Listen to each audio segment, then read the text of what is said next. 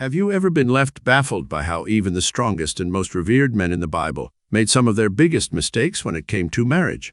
Today's video is here to shed light upon some of the most intriguing biblical figures who chose a partner that proved to be completely wrong. So without further ado, let's get started. Number 1. Jacob. I know you're probably thinking, wait a minute. How could Jacob have possibly married the wrong woman? Well, let's take a look. You see, Jacob, the grandson of Abraham, was a chosen servant of God, through whom God intended to fulfill his promises of making a great nation. But, as the story goes, Jacob seemed to have developed a special interest in Rachel, one of the daughters of Laban. He was so captivated by her beauty that he worked for 7 years to marry her. Unfortunately, on his wedding night, he discovered that she had been swapped with a woman he didn't like. Here's where things got interesting. Even though Jacob loved Rachel, God's will for him wasn't necessarily Rachel, but rather Leah. But the possible reason is that Rachel, unfortunately, appeared to have been a hidden idol worshiper. This was proven by the fact that she stole her father's idols or household gods and took them with her.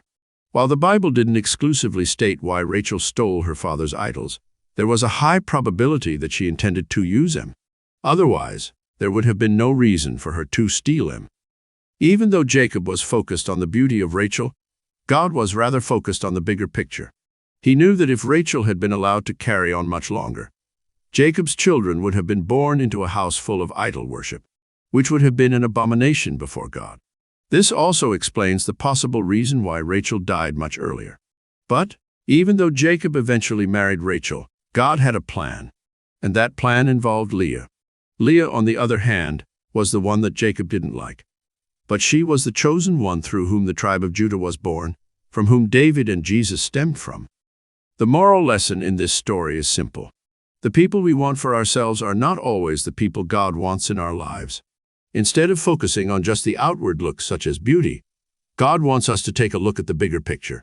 Sometimes a relationship might clearly not work out because God doesn't want it to. He knows that the relationship will eventually lead to a path of doom. And so he will much rather spare you the pains of the future and interrupt much earlier if it's not part of his will. Number 2. David. David is often considered a man after God's own heart. He was a great warrior, poet, and king, but he also had his faults. One of his most significant mistakes was marrying a woman who was not clearly his wife, a mistake that will eventually haunt him for the rest of his life. It all started when David decided to stay back while his army went to war.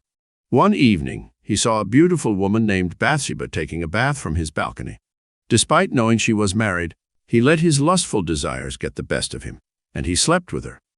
Bathsheba became pregnant, and to cover up his actions, David ordered her husband Uriah to be sent to the front lines of battle, where he was killed.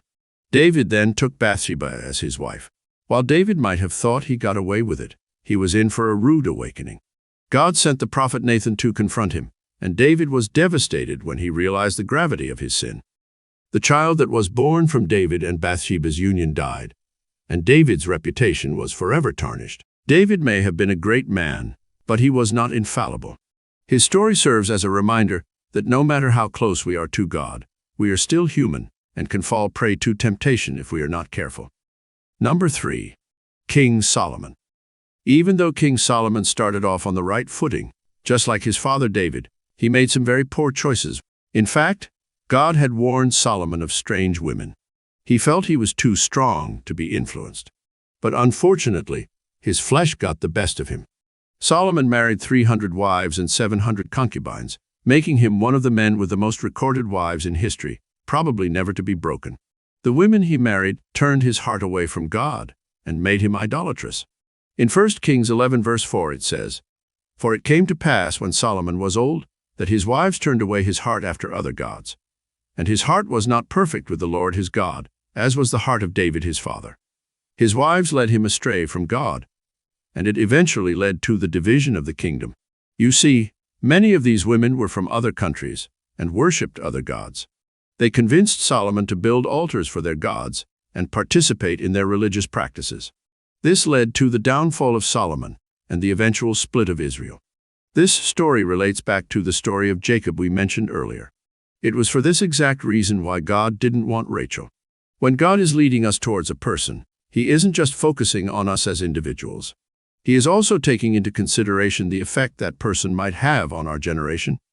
This is why in some religions, they are very careful who they give their children to, because they do understand the power negative influence can have in a person's life. So don't just marry for love's sake. Also look at the bigger picture as well. Number 4. Samson and Delilah. The case of Samson is a very sad one. Known as one of the strongest men who ever lived, his failure to heed the warnings of God led to a disastrous end. His fatal mistake, choosing the wrong woman. Delilah, the Philistine beauty, was an alluring temptation like no other. Through her deceitful and seductive ways, she was able to effortlessly trick Samson into revealing his source of strength. First of all, it's important to note that even though Samson didn't officially marry Delilah, his choice of a woman such as Delilah proved that a man can choose a woman who will eventually lead to his end. Like many others, Samson had seen so many red flags, which were clear warning signs not to proceed with such a relationship, but he simply ignored them. A good example of this is on several occasions when Delilah asked Samson for the secrets to his strength. Each time Samson revealed them, Delilah sought to invite the Philistines to grab him immediately. These should have been wake-up signs for Samson, but he still chose to ignore them. Samson's mistake was not just falling in love with the wrong person, but it was also failing to recognize the signs that this person was not right for him. Sometimes we tend to see only what we want to see and ignore everything else. We must be mindful of the red flags and warning signs that may be right in front of us.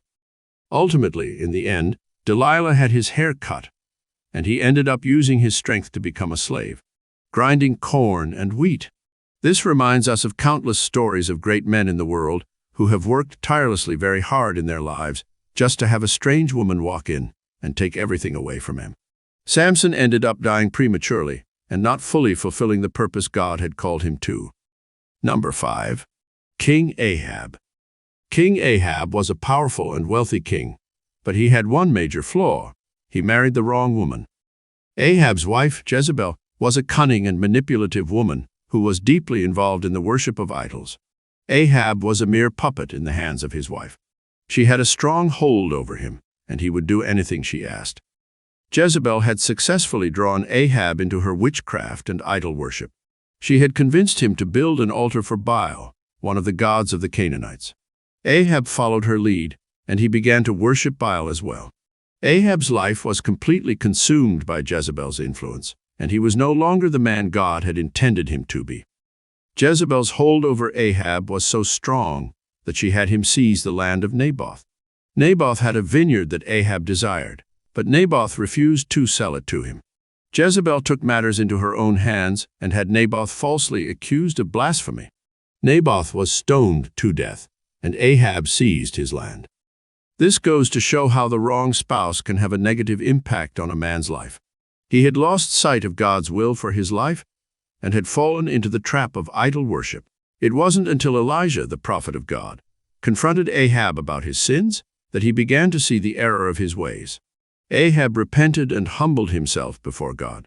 However, the damage had already been done. Ahab's legacy was tainted, and he would forever be remembered as the king who was controlled by his wife. Number 6. King Herod. A name that will forever be linked with the ruthless tale of lust and power. A tale that began with the wrong marriage and ended with the death of John the Baptist. King Herod was a man of power, but his life was far from perfect. He was married to a woman named Malthace, but his heart belonged to Herodias, the wife of his brother Philip. Herod was so infatuated with her that he cast aside his own wife and married Herodias. John the Baptist, a powerful religious leader, condemned the marriage and publicly denounced Herod. Herod, furious with John's words, imprisoned him. Herodias, however, was not satisfied with this. She wanted John dead and convinced Herod to have him executed. Herod, still deep in the throes of his lust for Herodias, complied. Eventually, John the Baptist was beheaded, and Herodias' revenge was complete. King Herod's story is one of lust, power, and ultimate tragedy. His obsession with Herodias drove him to commit immoral acts, and it cost John the Baptist his life. So there you have it. Thank you for watching. If you love our videos, please feel free to subscribe to our channel.